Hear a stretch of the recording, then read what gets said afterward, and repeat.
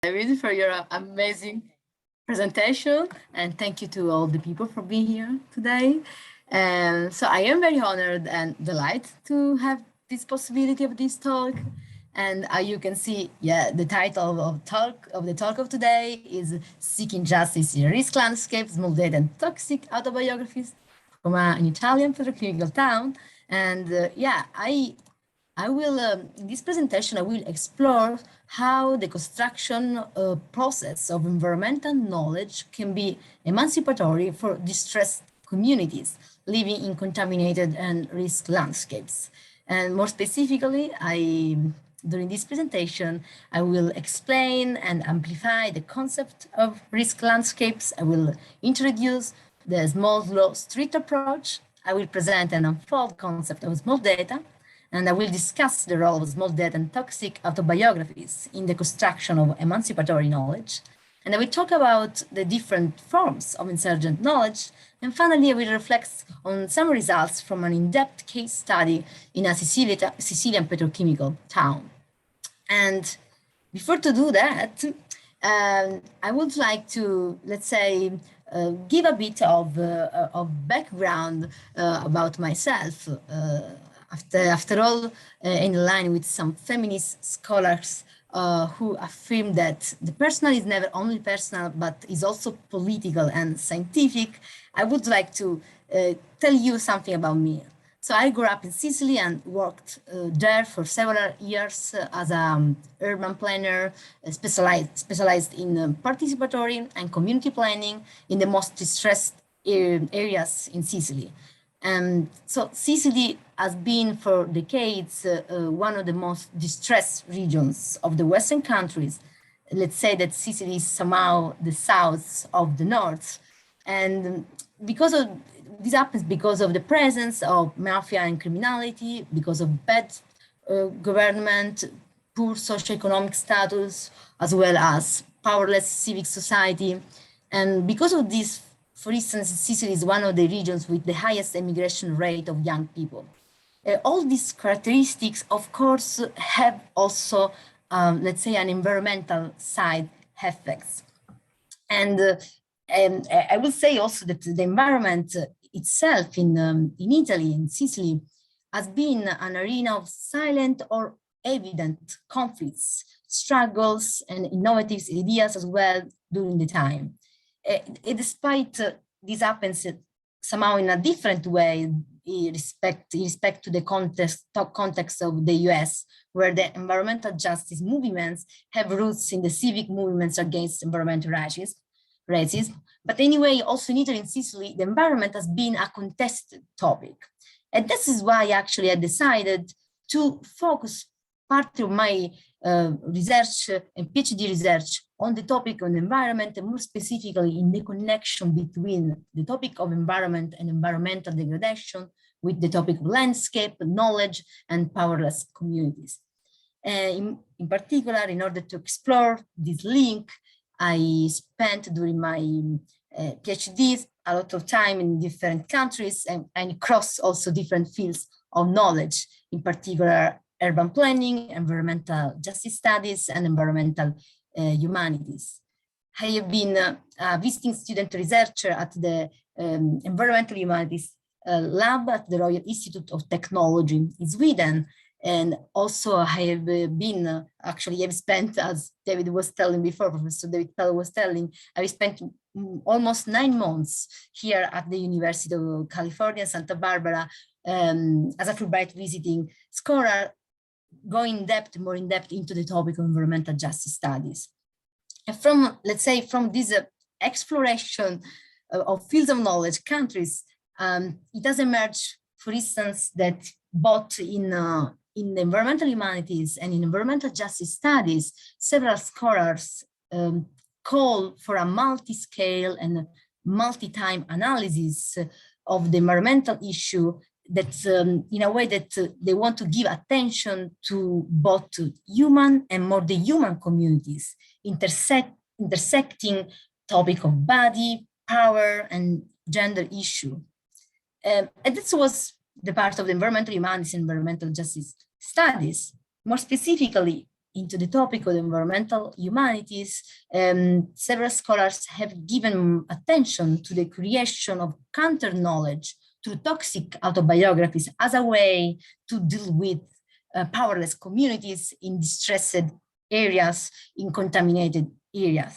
And in particular, toxic autobiographies has been defined as all those stories of contamination and resistance by those who live in marginal polluted areas and have suffered or are suffering the consequences of environmental contamination. This is very much connected with the topic of storytelling. In this case, of course, the storytelling is considered as a useful tool for many purposes, such as for uncovering the toxic narrative, for co-producing knowledge, for increasing the empowerment and collective capabilities of local communities, or for triggering action research paths. And we have been, I work on this topic and also publish an article on the topic of the role of storytelling and the toxic autobiographies, specifically in distressed community and contaminated area. So this was the field of environmental humanities. And while in the field of the urban planning and design, let's say that the urban studies in the meanwhile have given attention and have debated a lot on the concept of landscape and how the concept of landscape is connected with the community.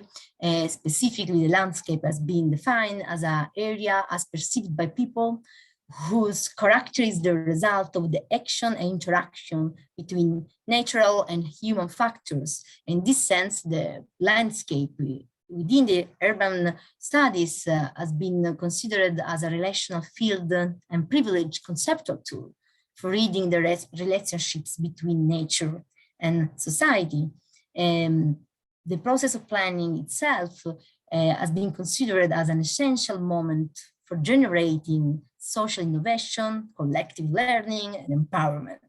So this is part of the urban studies and how the urban studies have dealt with the topic of environmental degradations, community and powerless communities and so on. It's also true and worth to recognize that, especially within the planning field, but not only, in order to deal with the topic of environmental challenges, let's say that a techno-driven approach has arisen more and more over time. This techno-driven approach has entailed an extensive investment in high technologies and more recently in smart devices that allow the collection of a large amount of data that are actually called the big data. And thanks to the big data, experts can monitor, collect, analyze, and calculate and manage millions of data that sometimes are also somehow opaque and often are unjust. This is why some scholars actually have defined the algorithms behind the big data as weapons of mass destruction. In fact, more data do not automatically imply more information, nor more knowledge, and nor more justice. Quite the contrary, big data can reproduce injustice or generate incomprehension of the mechanism of production of knowledge. What actually has been defined by Bruno Latour as the black box effect. With this expression, he means that the citizens may know which are the inputs, but cannot understand the outputs of the process producing scientific knowledge. This incomprehension, this gap between expert knowledge and, let's say, lay people, is somehow also at the roots of mistrust towards science and academia, often fomented by populist politicians and parties and so on. This is to say how much is a topical issue, the one connected with the production of knowledge, especially when it's connected with environmental issue.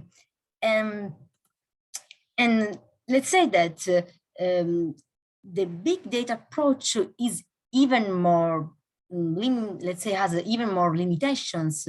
It can be somehow even more small in what has been defined as risk landscapes.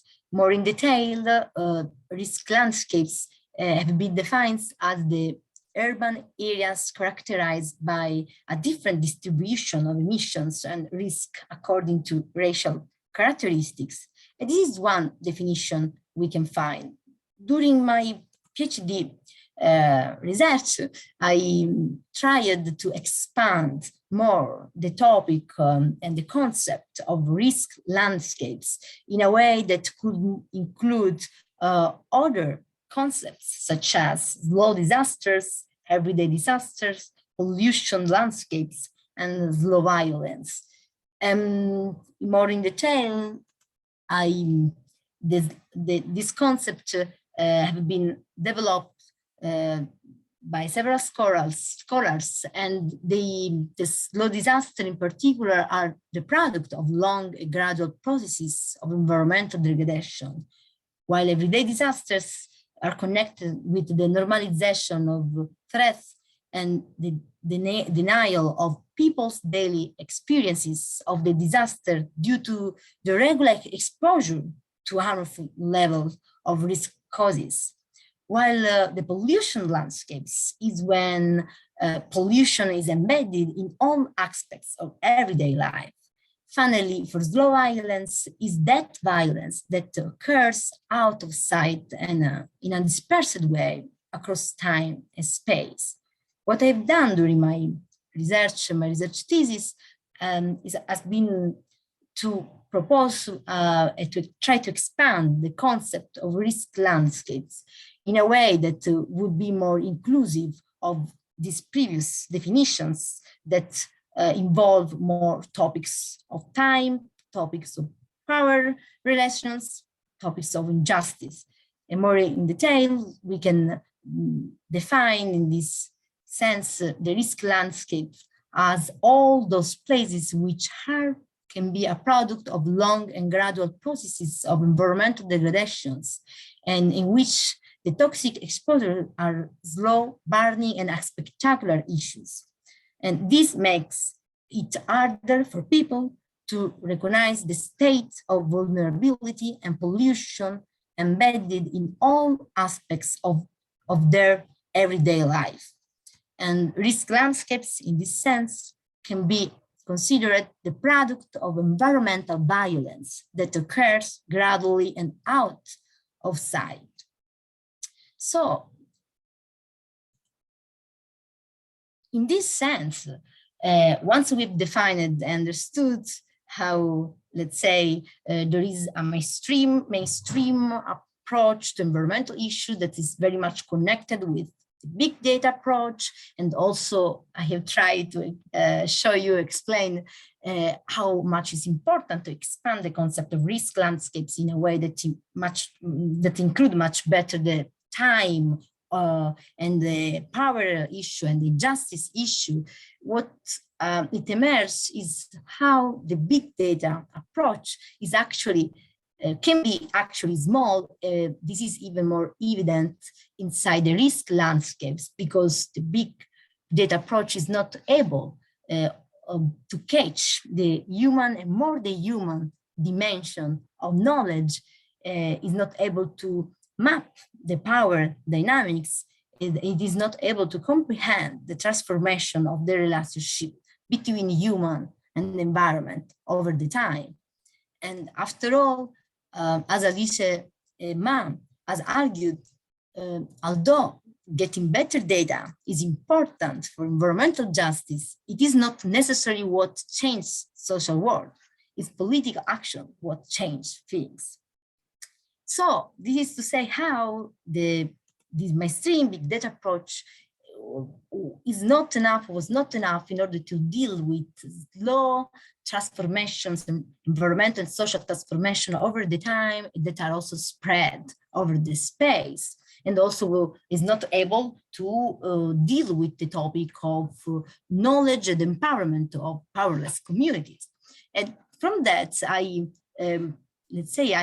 propose I elaborate research question that has been the research question during my PhD research, that is how the democratization of environmental knowledge can unveil inequalities, can achieve more social and environmental justice, and can create a counter-knowledge, specifically in risk landscapes, where the transformation of human and non-human communities are gradual over time and diffuse over space.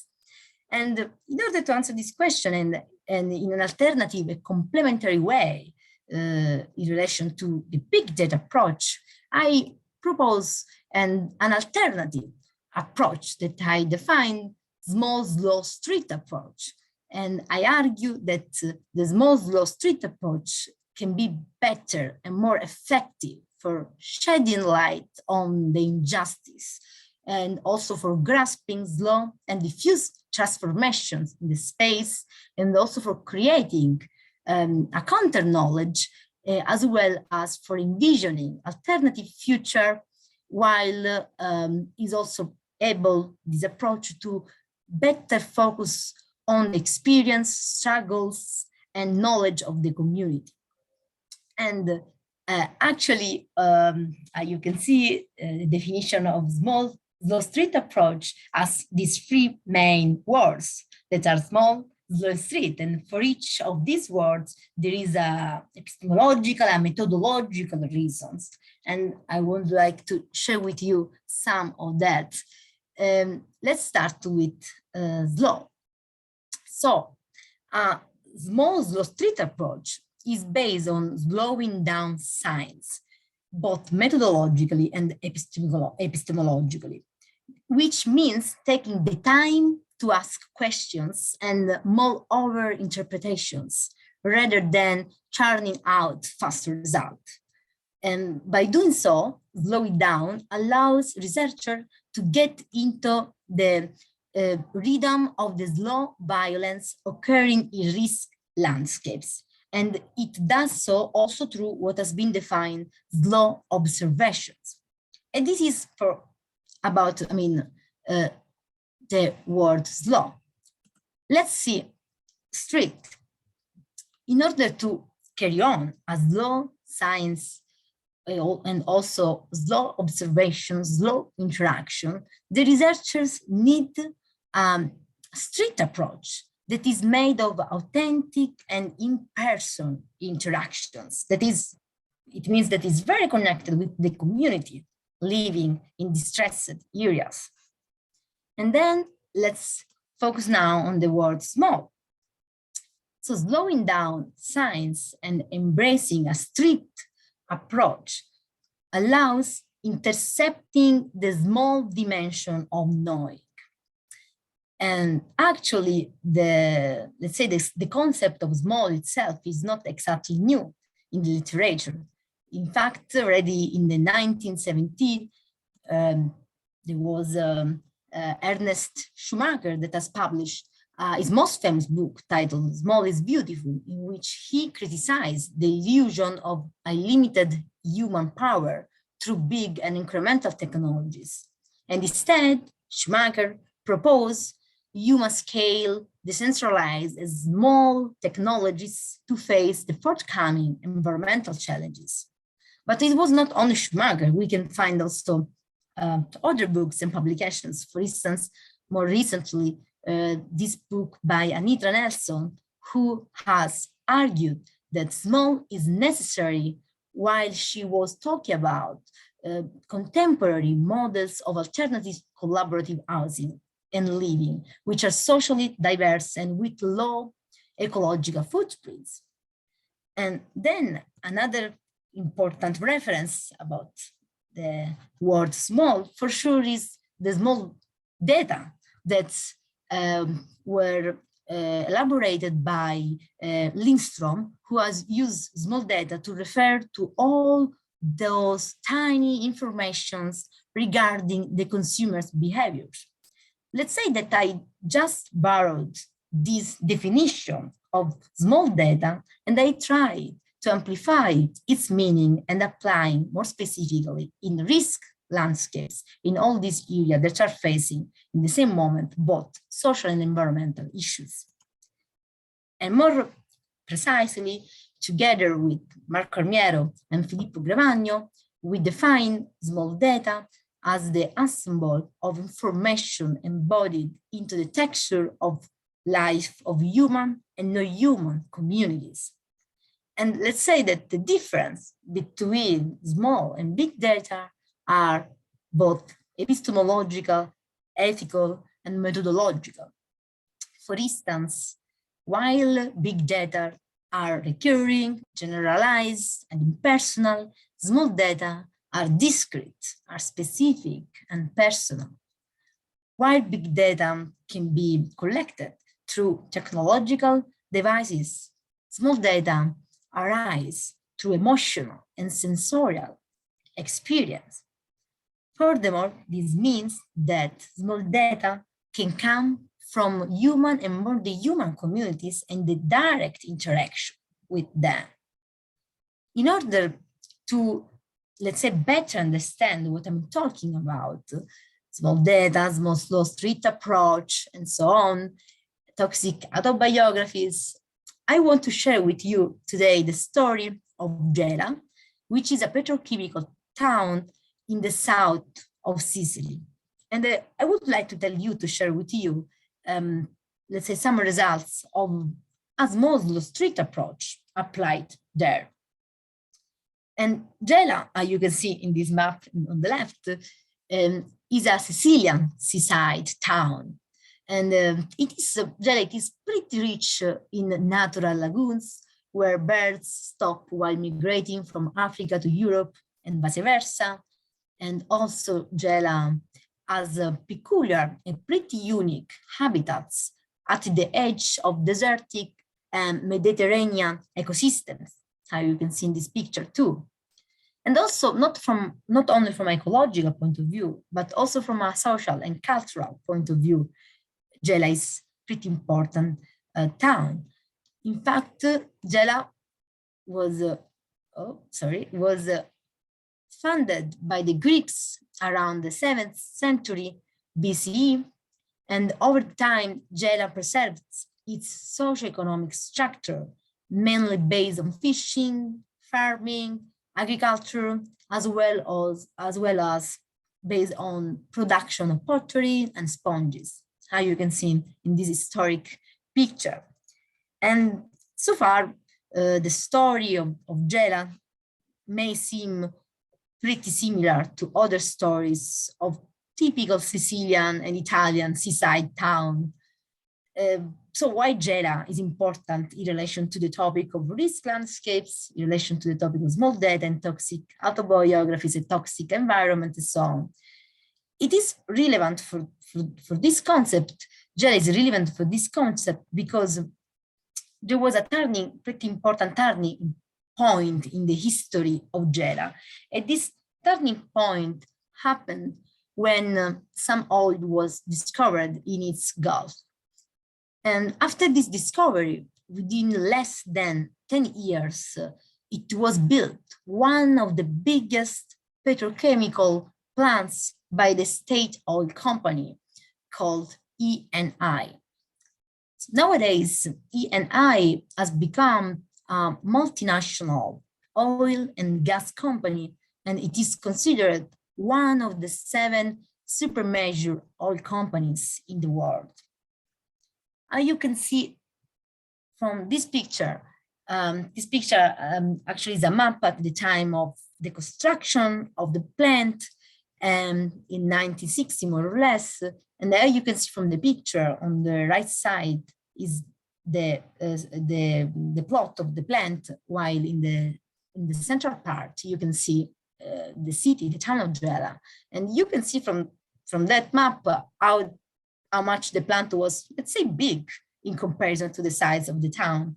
And even if now the town is much more bigger because has increased a lot, the town of Gela, still the impact, spatial, environmental impact of this plant is pretty relevant.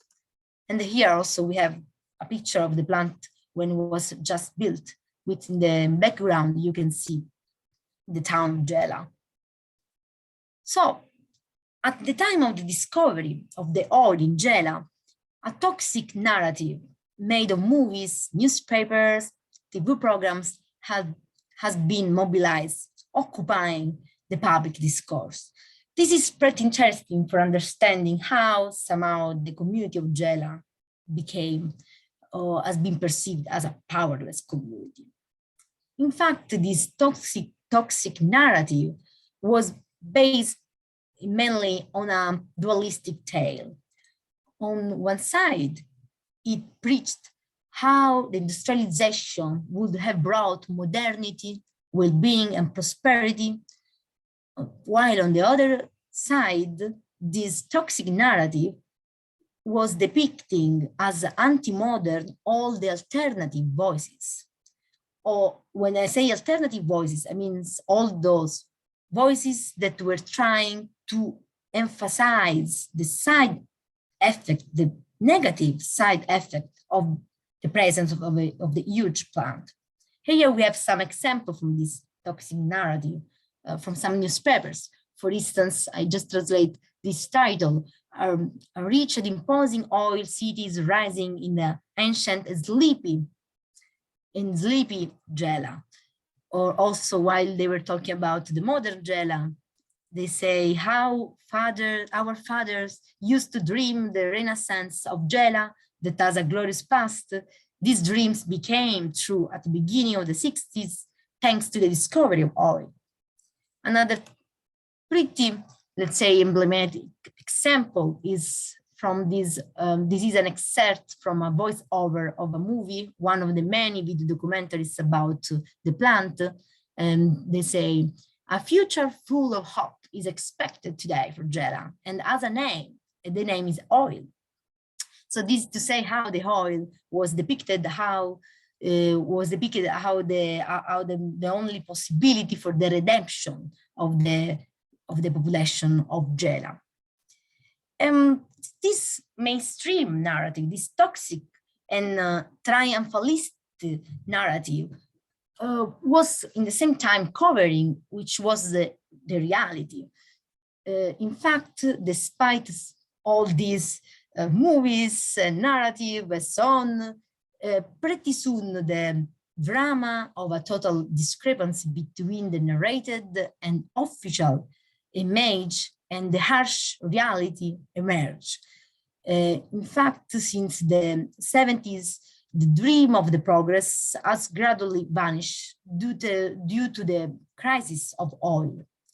And then also the production drastically reduced until when in 2014, the refinery was closed in order to be converted into a bio refinery, at least according to certain greenwashing narrative. So this is to say how also from an economic point of view, the presence of the plant was actually having a lot of negative effects instead of all the positive effects that were narrated at the beginning through the toxic narrative.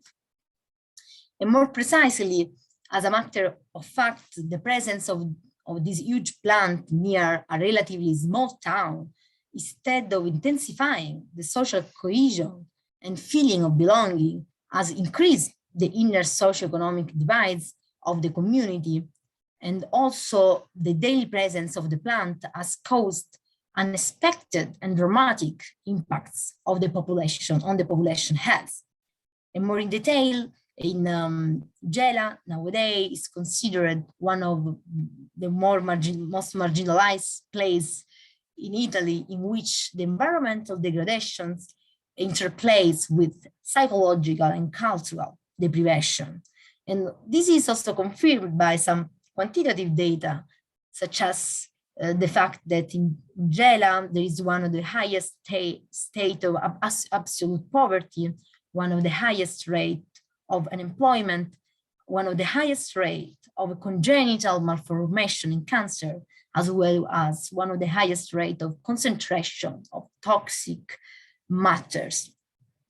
And something that is pretty interesting to point out is that the entire story of Gela, with all these transformations, both the transformation realizing plants as well as the transformation of closing these plants and then to convert these plants in a biorefinery and so on, all these transformation were always fruits of top-down decisions.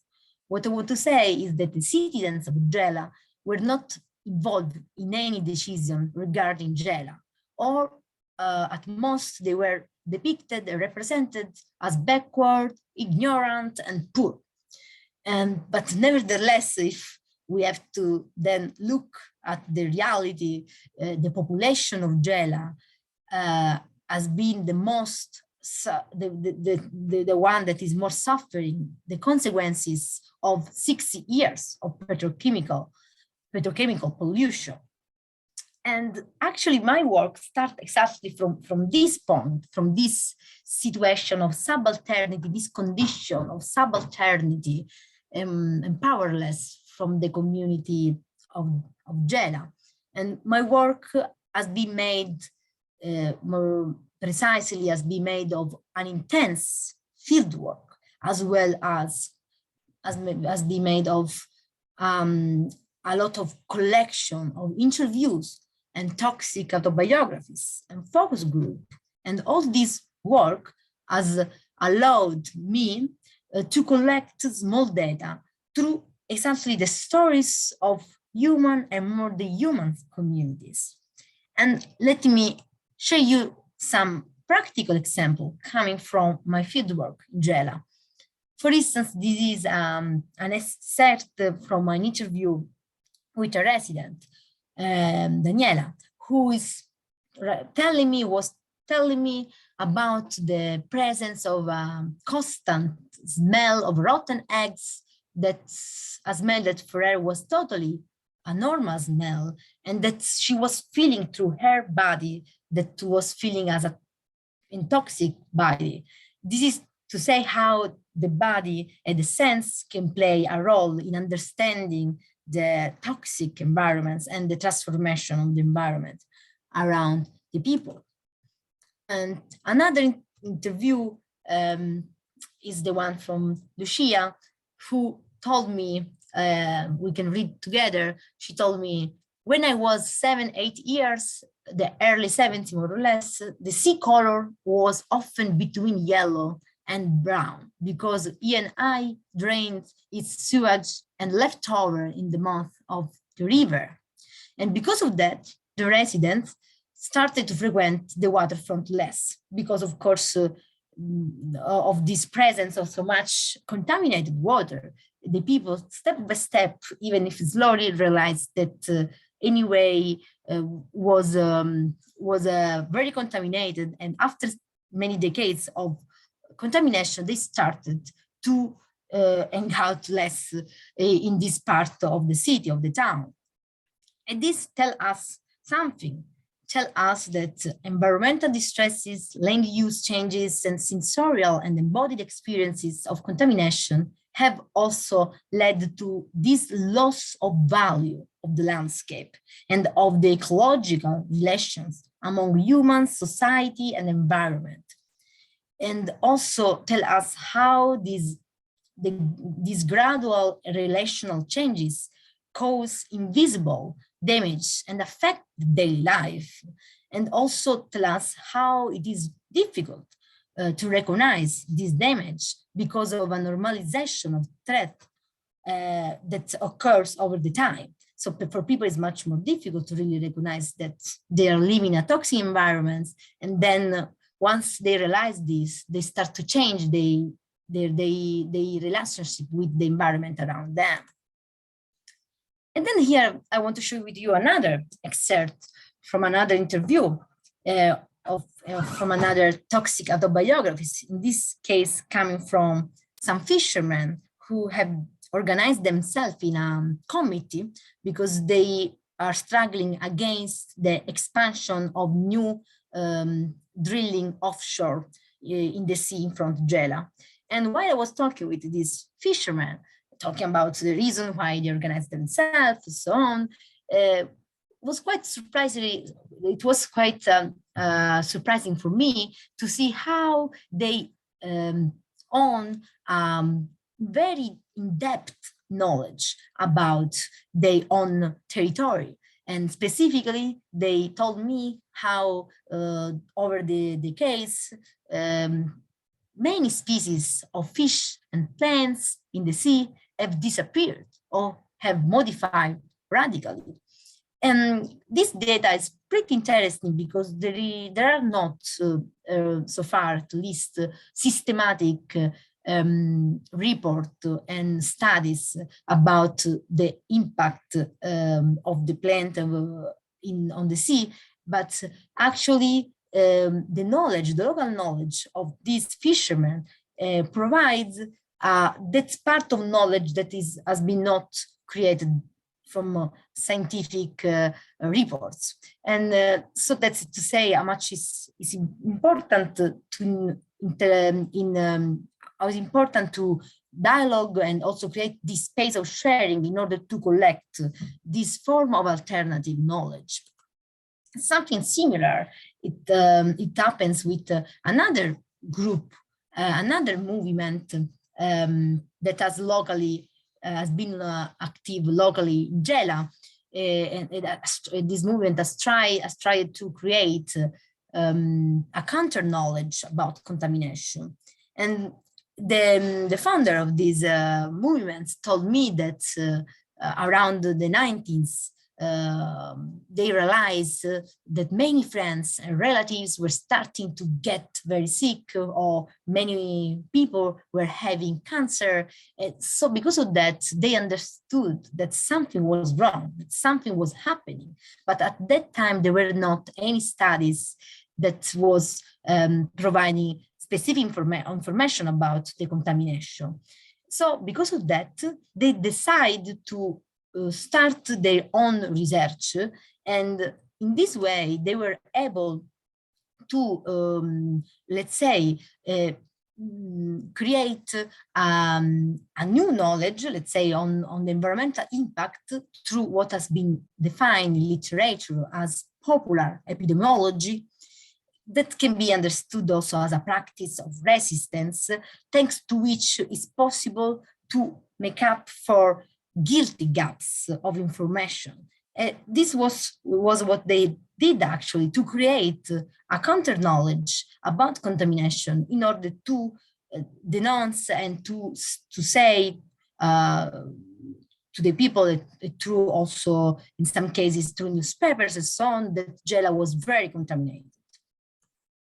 And then again, through this intense field work, was also possible to understand which are the visions for the future, the experimentation, ongoing experimentation in the city of Gela.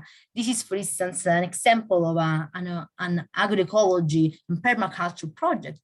And their founder, one of the founders of this project, was telling me how after some bad and sad experience in his life, he decided to totally change his life, to return in Sicily to create something that was radically different in respect to the extractivist approach that was present in Gela. And that's why they create a permaculture project, and they are creating a series of proactive, interesting initiatives.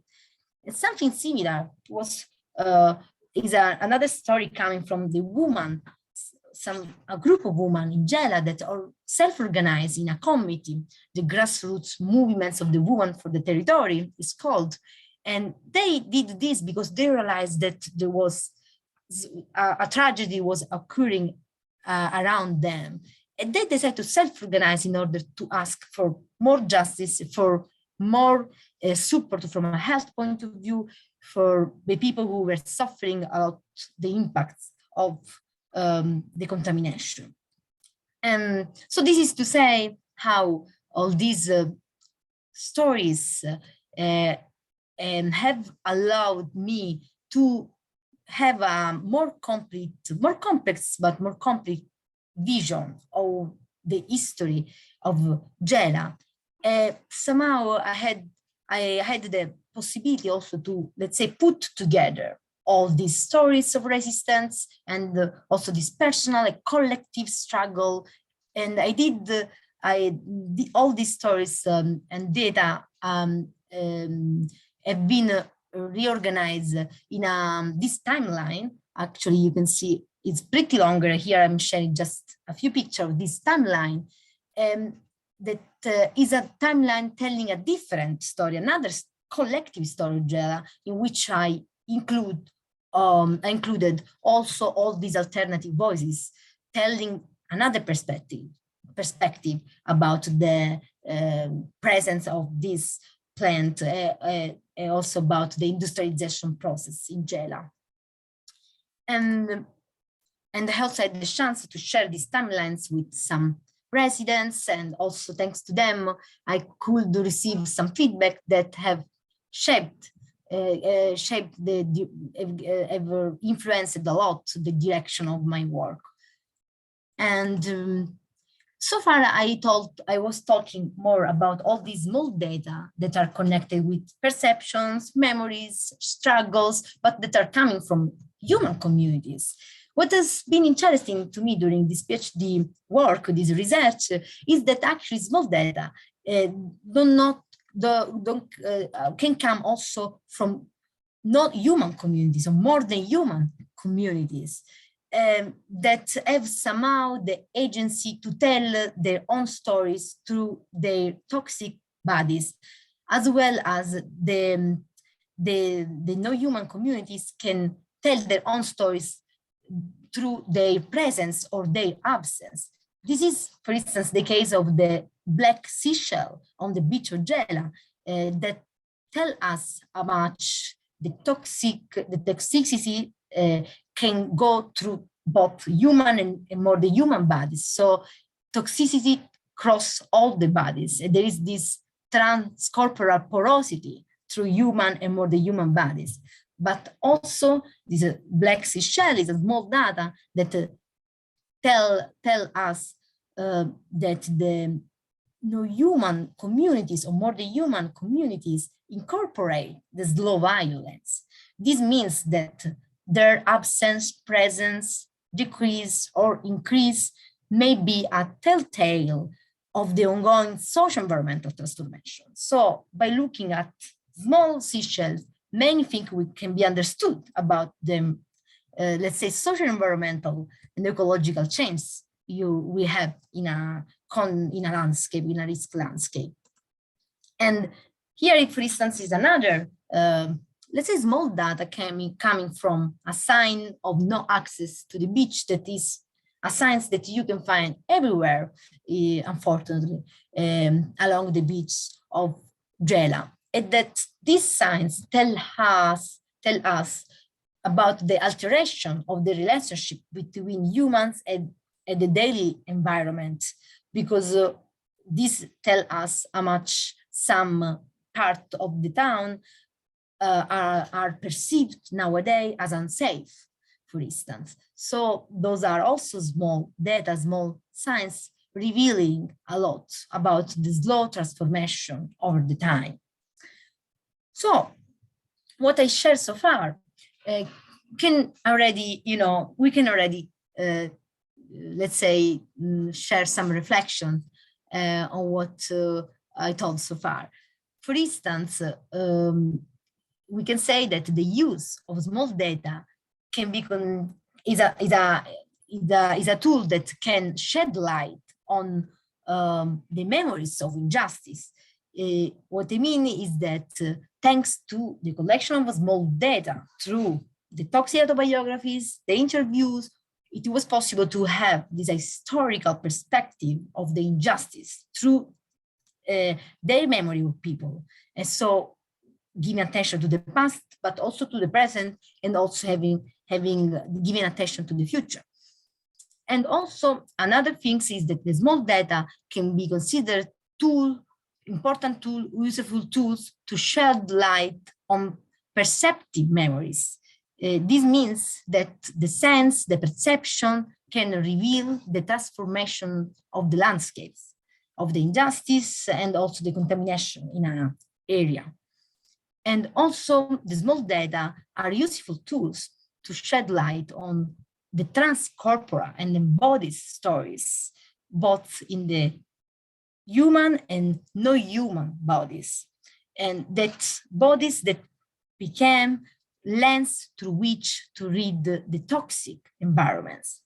And finally, the small data are tools that allows us to shed light on the relational stories.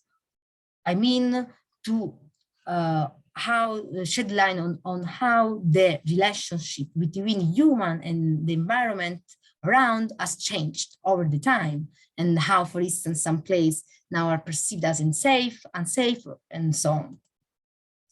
And so from what I shared so far, we can understand that the collection of small data through toxic autobiographies, intense field work, and so on, as thanks to that, was possible to build a collective, a new story of the landscapes. That's why I share with you that timeline.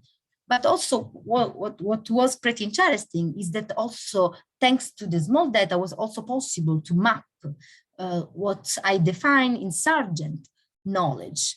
And insurgent knowledge that, how you can see here, I organize, let's say, I systematize in two different types of insurgent knowledge, and also can be defined as all those forms of knowledge that come from critical thinking and their critical position toward the status quo. And because of that, the insurgent knowledge are deeply rooted in the local, and they are formal knowledge that are not necessarily formalized, but they can be also still emerging, or somehow they can be fragmented. And I recognize two main types of insurgent knowledge, and I'm still, let's say, working on that. And one of these insurgent knowledge is the resistant and rebel counter knowledge, and another one is the experiential knowledge. So the resistant and rebel counter knowledge are all those forms of knowledge that are produced since the beginning with the specific intention to unmask systemic injustice and toxic narratives. And also these types of knowledge are advocated by an individual or collective subject that decides to use that counter knowledge as one of the tools to mobilize, and usually within a wider context of pressure strategy that can be live demonstrations, lobbyings, judicial activism, and so on. So this was one of the insurgent knowledge. Another type is the experiential knowledge that regard all those multi-nuanced forms of knowledge that are embedded into the bodies and lived experiences of human and more than human communities who are daily in contact with toxic environment. So it's much more connected with the everyday experience of a toxic environment, with the everyday life. This type of knowledge is not always created on purpose, but is somehow embedded in the personal life and needs most of the time a space of sharing and also mutual trust in order to emerge. And something that to me was interesting why I was collecting this small data, systematizing all these small data, is to realize how much these forms of insurgent knowledge can be spatialized. What I mean is that most of the time, these small data have a spatial and geographical dimension. And I had the possibility, for this reason, to map the small data, creating in this way an alternative geography of data that is made of emotions, memories, personal experience, personal struggles, but also bodies. And in other words, is a geography made of the small dimension of knowing that's thanks to which it's possible to unveil all these form of insurgent knowledges that otherwise would have been much more complicated to map, to collect, to intercept. And to let's to wrap up. Let's to move towards the end.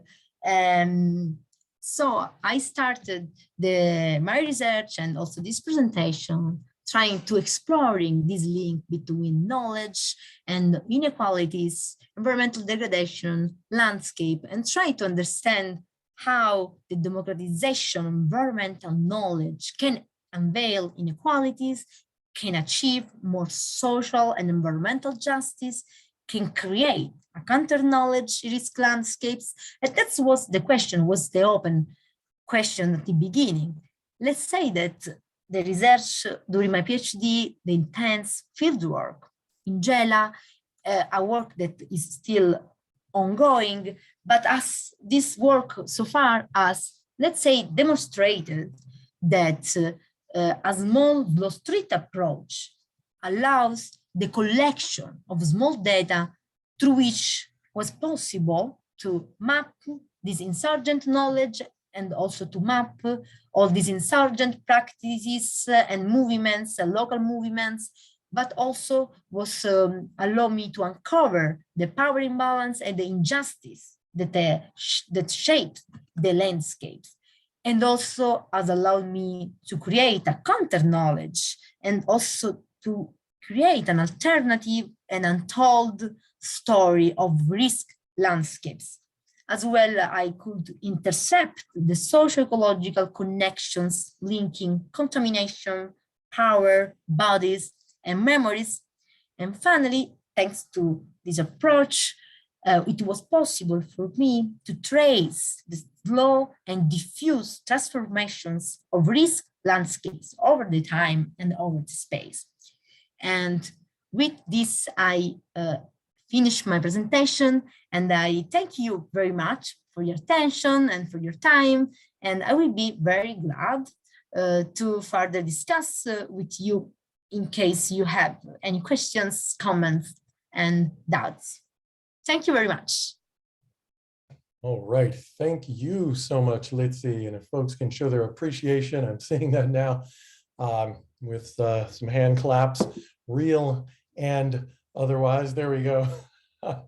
Lizzy, thank you so much. Every time I hear you speak, I learn so much from you, and this is certainly no exception. And I'm thinking about what so many people, including, and of course, especially our students, often say, which is, in the face of these large, powerful institutions, be they government or corporations, what can I, little old me, what sorts of changes can I enable and facilitate?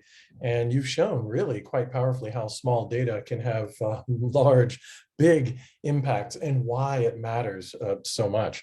So we've got a good group of folks here. You're getting a lot of love there in the chat there as well. And I've got plenty of questions, but I'll step back and allow the floor to be open to comments, questions, proposals from the audience here. So we've got a small enough group. Feel free to just raise your hand, either using the hand raising function or just actually raising your hand, and we can unmute and hear from you.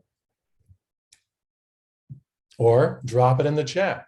Carla D'Antonio asks, Lizzy, how does your contrast of big data versus small data compare to the qualitative versus quantitative methods approach or debate?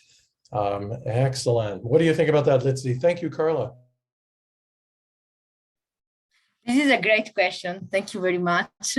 There are a lot of similarities. Of course, the big data approach is like the I would say like the update, the follow-up of the quantities somehow. But the point to me is like a bit like the power issue that is not exactly present in the interaction between qualitative and quantitative methodologies. Those are methodologies that you can have in many fields of knowledge, from sociological studies and environmental studies, and you have a way to use quantitative or qualitative approach in order to understand some topics that are both very valuable. And for me, it's very valuable also the big data approach. The point to me is that in the big data approach, there is a power issue most of the time, because this data, when are very, very big quantity, you can't trace back, which is the process for creating this big data. So there is not really a lot of transparency. Transparent is not very transparent process,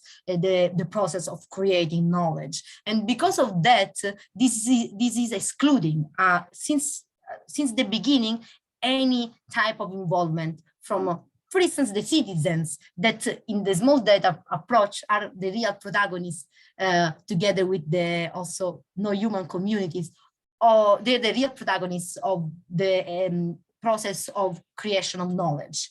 While in the big data, for instance, I was reading some amazing books that were pointing out how there are a lot of, not a lot, a small quantity of huge company that deal with the creation of algorithms that actually really shape then our life, but they decide for us somehow without this possible, without any form of real interaction and democracy. It's like two different levels. And then this increase much more the difference and the gap between lay people, normal people, let's say, and the experts that use more and more big data that cannot be understood by people.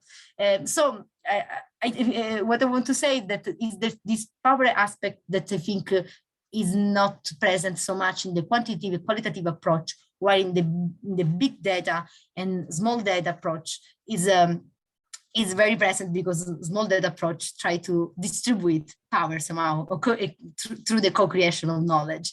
But thank you so much, because it's a very nice question, because it's pretty, I want to say, weak, the border, the difference between them. So it's very important to point out, and I thank you for this question. I hope I answer, but I am very open and happy to discuss more. Well, that was really interesting. Thank you. Thank you. Thanks so much for that question, Carla, and yes, and Lizzy for that response. So power seems to be at the core of the issue, and this reminds me of the film, of course, the Social Network, which scares the hell out of a lot of people, and how those algorithms are used to shape our lives. I see we have another comment or question, and that is coming from Janet Walker. Janet, you're up. Hi, everybody. If it's okay, I just thought I'd use my voice, and thank you for your fascinating talk.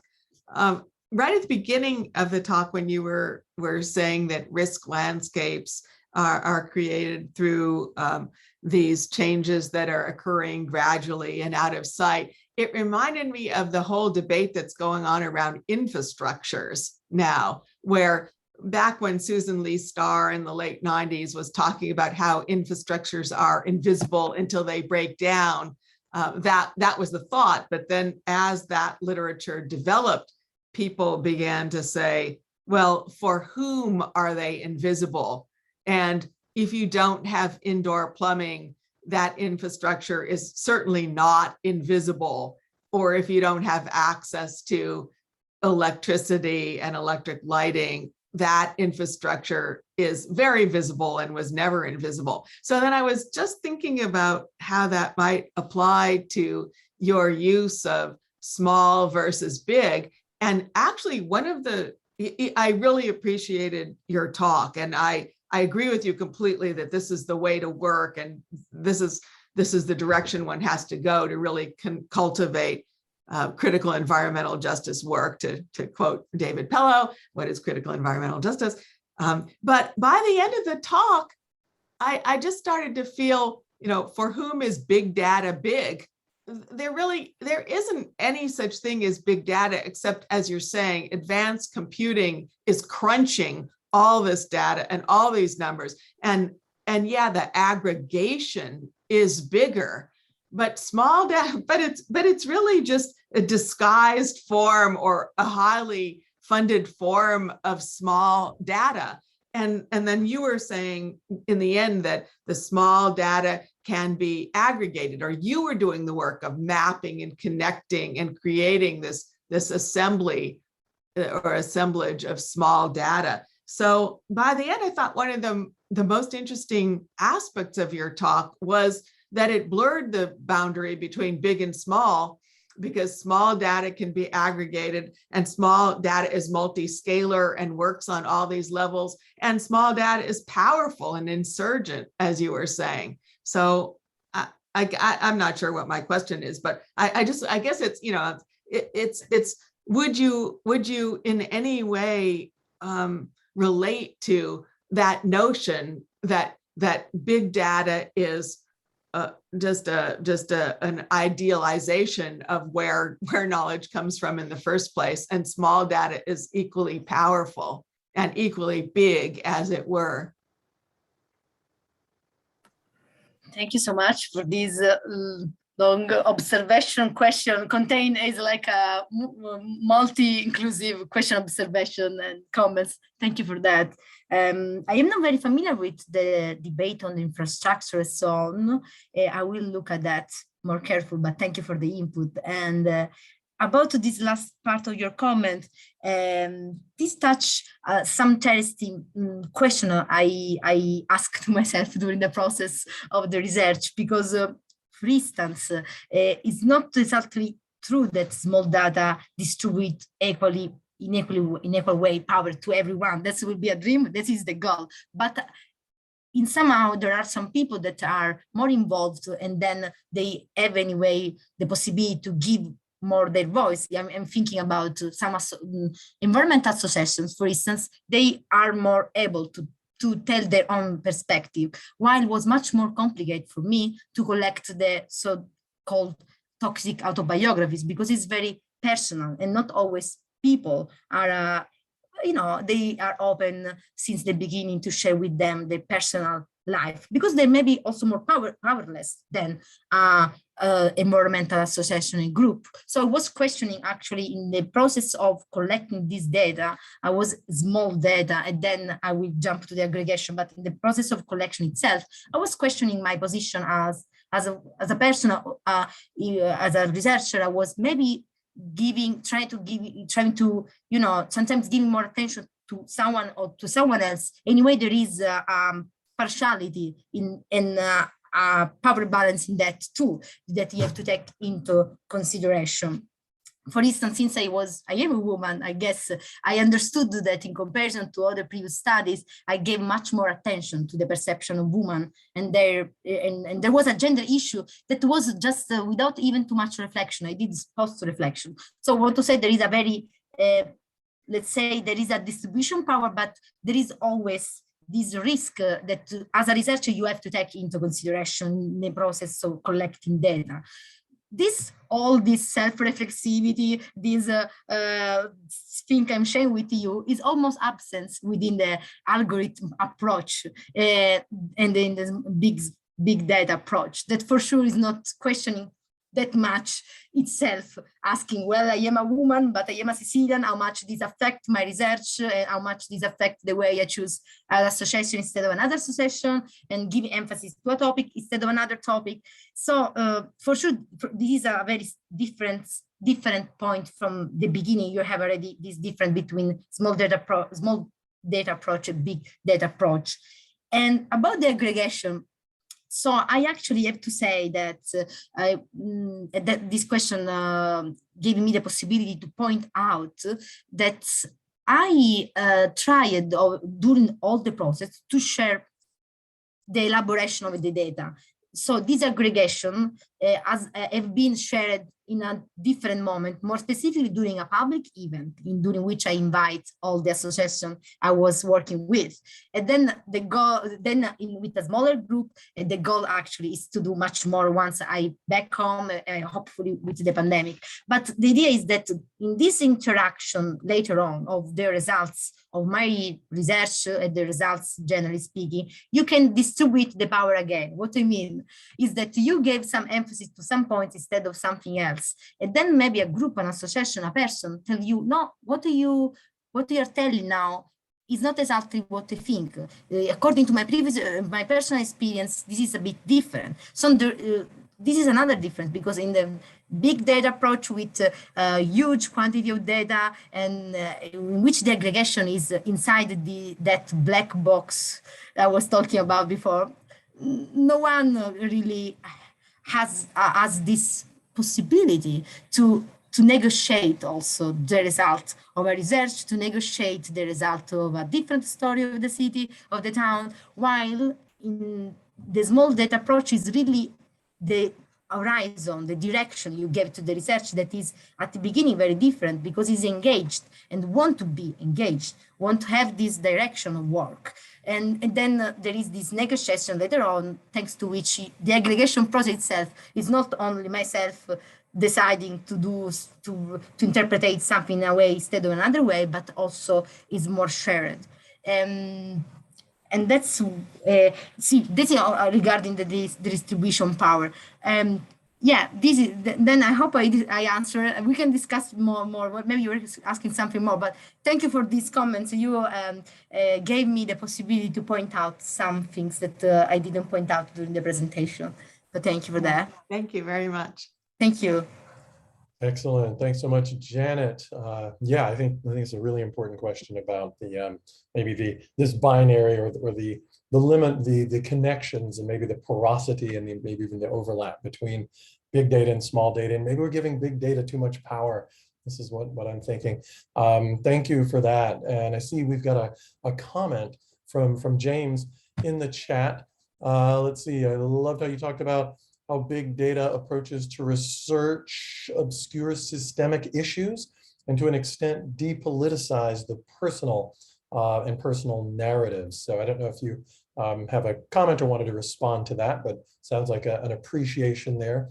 And Noah has a question that they'd like to follow up with as well. So maybe we go to Noah because we're running out of time. Thank you, James, for that comment. But Lizzy, did you have a comment on that comment before we go to Noah? Totally. There is a literature specifically inside I read something, but still it's big one about the depolitization of environmental issue. That is something that inside the political ecology studies, many scholars say no. The environmental issue are political issue, are social justice issue, also inside environmental studies, and it should be like that. Unfortunately, within sometimes the more let's say engineering fields, not always, but within the engineering fields, techno-driven fields of knowledge, the politicization is still considered as a way to be not neutral, and why science should be neutral. So I do believe that the small data is a way to give humanity or more than humanity to the knowledge, and in doing this you also politicize the knowledge. That is not just a knowledge perfect and neutral, but is something that is very partial, is very connected with personal life, very connected with political standpoints and perspectives. So for sure is the politicization and depoliticization issue came in the topic is very central and play a very important role in all the dynamic of production of knowledge. But thank you for that comments too. Yes, thank you. And you of course opened with that wonderful sort of logical argument, the personal is political, the personal is scientific, the scientific is political. And I think that sums up so much. Thank you for that, James, and your comment, Lizzy. Noah, you are, I think it'll be our last comment or question. Thanks. Thank you. It was great to hear. We've been talking for so long and I hadn't had the chance to listen to a proper presentation of Lizzy's research. So that was fun and super interesting. And I think one of the things that are most that I'm most curious about, because I'm also curious about it in general, the connection between the scales of the from the personal experience to the wider organized response to that. And I noticed that you don't talk about, which of course it's fine, we don't talk about everything, but you don't talk about social movements, but you do talk about this process of people's reaction into rebellion and subversion. So I was thinking a bit about that. I thought it was also absolutely fascinating, the personal aspect of the risk landscape struggles and how it's connected to like the most basic human experiences, like senses, right? Like how it smells, how it feels, how we actually experience it in this very embodied manner. And then, so I was wondering, like, how from that, like how do, if you think about that, like if it combines like people's embodied experiences and like in an emergent process resulting in like some collective response, or like how does that process of elaborating the experience until having a collective form of response and resistance and social change eventually, like how that line, you know, happens. And I think that also talks with like this that you're always bringing up about the like the small and the big, right? Like the particular and the global, and like the I guess the personal and the social, which is also like just a classic dichotomy in social sciences in general. So I think it's interesting like how you almost bring up something different, like a different way to look at it, but you don't actually make it explicit. So I was wondering if I could poke there. And just to add a little separate. Yeah. Great. That's Just parallel. fortunately is registered, is recorded, right? So I can look back later on. I will look again and take notes of all these comments. Yes. So just a little thing, just so I don't forget after. Also, it's parallel, and I think it's just worth commenting. Like also you talk about toxic narratives, and I was wondering, I don't know if I missed if you said it, but I was wondering if like if it's ambiguous on purpose, if it's like about toxic spaces, or if you also mean that the narrative is toxic, which I think could be an interesting also use. So I was wondering if it was there or not. Yeah, you got it. It's like that. It's toxic in all the sense you can give that, but it's toxic because it occupied in the public discourse, intoxicate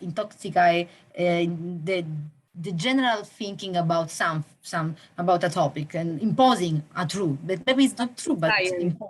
Yes. Huh? Toxic So yeah. science. Exactly. So it's in that sense, and that's come a lot from the environmental humanities. Some scholars have discussed a lot about this let's say this tension between toxic narrative and how to debunk this toxic narrative. And the toxic autobiography is one of the many way you can debunk and mask this form of toxic narrative that are very pervasive, are very powerful in many ways. And then your comments before is incredible, important, interesting, and two things came out in my mind. So one thing regards the beginning. At the beginning of my research, all the people were depicting Jeddah as very powerless and fragmented without any form of activism. So I was striking a lot because I was studying which are the forms through which people react in a silent way to injustice or to form of contamination and so on. And there is what is called silence environmentalism, or there are resigned environmentalism. There is all an entire literature that try to give attention to smaller way to react.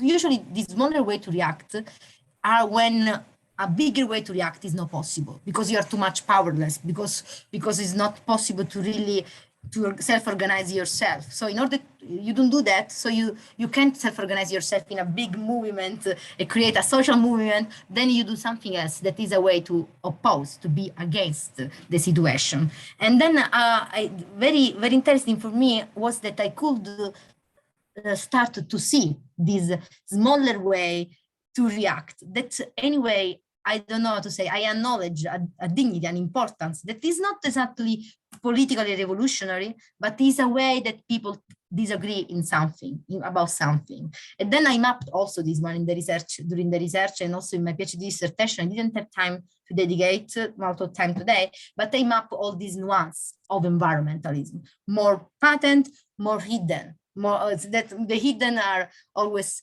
also very individual. Let's collect, you don't have the process of make them collective. It's like more individual way to react most of the time. And this is connected with another thing I want to show you, tell you about my PhD research, I was thinking at the beginning, the goal was to experiment with the narrative, the small data, as a way to convert something that is individual in something that is more collective. So the idea was to experiment this jump we are talking about, jumping from this more personal experience to something that become more political relevant, self-organized or something. And that's why I organized also that I was part in this public event. Then because of the many things with pandemic was a bit tragic this last year and a half, I could not go further with that. But the idea is to experiment more, because during this public event, I was sharing something individual, personal, and I remember that some people react very bad to me. They told me it was something very, it's complicated because it's a critical border, some personal experiences to jump in, to convert them in something more collective. It's a process that needs some also to acknowledge the situation where you are in a way that can be collective and not only a personal tragedy, for instance. So it's a tension that I think the researcher can play a role in that. They are not the power to do everything. We are just one of the many in the world, but we can do something on that to, for instance, do in a way that some personal thing can jump towards something that is more political and also more scientific in the same time. But thank you for the question. Great question. Yeah, great Awesome. questions, plural. Noah snuck 2 questions in there. Let's not forget that. Questions. Yeah. We are a tad over time, and so I just want to thank everybody for hanging out with us a little bit longer. And to take the moderator's prerogative, I'll just make a comment, well, a couple of comments as we close down. First of all, fantastic talk, Lizzy. Really enjoy engaging with your work, and I cannot imagine that the image in the bit that you talked about, the ruins of the Greek Acropolis, was somehow accidental. Given that your focus is on the democratization of knowledge, that just got me thinking about, Athenian democracy and the importance of democracy to our quest for ecological sustainability, for environmental justice. And I want to talk with you further at another time about whether democracy in a place like Gela is thriving or whether it's in ruins, because that will make a big difference. But the case that you're focusing on really demonstrates that there is a grassroots fomenting and ferment there that is so important. So thank you so much for this fantastic presentation. Thanks to everybody for being here and for hanging out with us a bit over time. We will have a recording of this talk available with Lizzy's permission, but it'll be on my computer until then. So let's please unmute and show our love for Lizzy Privitera. Thank you so much for having me and for giving me the very opportunity much. to share the research. Thank you very much also for interacting. Thank you Thank so you. much, Lizzy. Let's see. Goodbye, everybody. Thank you. Bravo. Have a nice day. See you. Thank Grazie. you. Grazie.